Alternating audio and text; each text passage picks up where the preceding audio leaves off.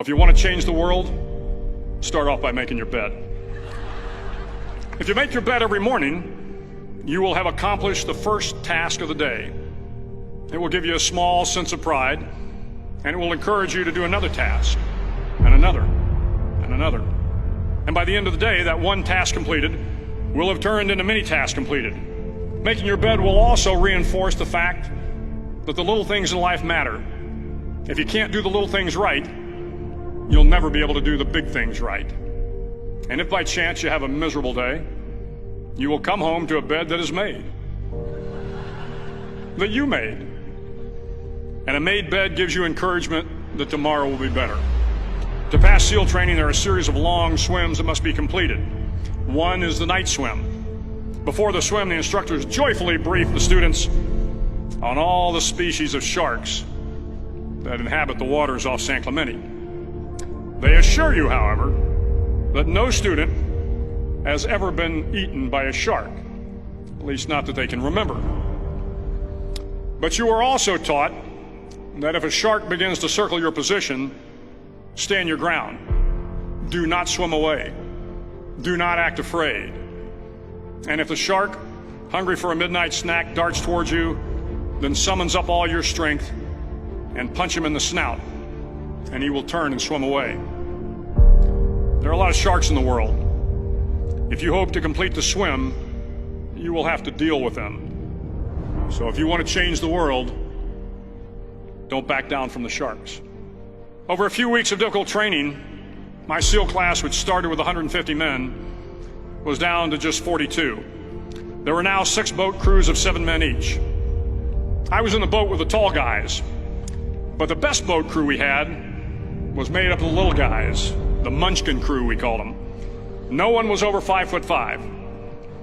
The Munchkin boat crew had 1 American Indian, 1 African American, 1 Polish American, 1 Greek American, 1 Italian American, and 2 tough kids from the Midwest. They out-paddled, outran, and outswam all the other boat crews. The big men in the other boat crews would always make good-natured fun of the tiny little flippers the Munchkins put on their tiny little feet prior to every swim. But somehow these little guys from every corner of the nation and the world always had the last laugh, swimming faster than everyone and reaching the shore long before the rest of us. SEAL training was a great equalizer. Nothing mattered but your will to succeed, not your color, not your ethnic background, not your education, not your social status. If you want to change the world, measure a person by the size of their heart, not by the size of their flippers. The 9th week of training is referred to as Hell Week. It is 6 days of no sleep, constant physical and mental harassment, and 1 special day at the Mud Flats. The Mud Flats are an area between San Diego and Tijuana where the water runs off and creates the Tijuana Sloughs, a swampy patch of terrain where the mud will engulf you. It is on Wednesday of Hell Week that you paddle down to the mud flats and spend the next 15 hours trying to survive the freezing cold, the howling wind, and the incessant pressure to quit from the instructors. As the sun began to set that Wednesday evening, my training class, having committed some egregious infraction of the rules, was ordered into the mud. The mud consumed each man till there was nothing visible but our heads. The instructors told us we could leave the mud if only 5 men would quit. Only 5 men, just 5 men, and we could get out of the oppressive cold. Looking around the mud flat, it was apparent that some students were about to give up. It was still over 8 hours till the sun came up. 8 more hours of bone-chilling cold.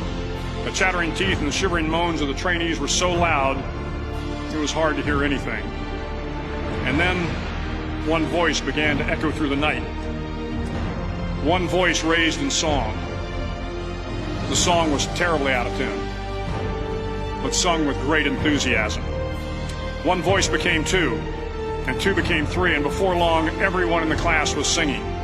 The instructors threatened us with more time in the mud if we kept up the singing, but the singing persisted, and somehow the mud seemed a little warmer, and the wind a little tamer, and the dawn not so far away. If I have learned anything in my time traveling the world, it is the power of hope, the power of one person, a Washington, a Lincoln, King, Mandela, and even a young girl from Pakistan, Malala. One person can change the world by giving people hope. So if you want to change the world, start each day with a task completed.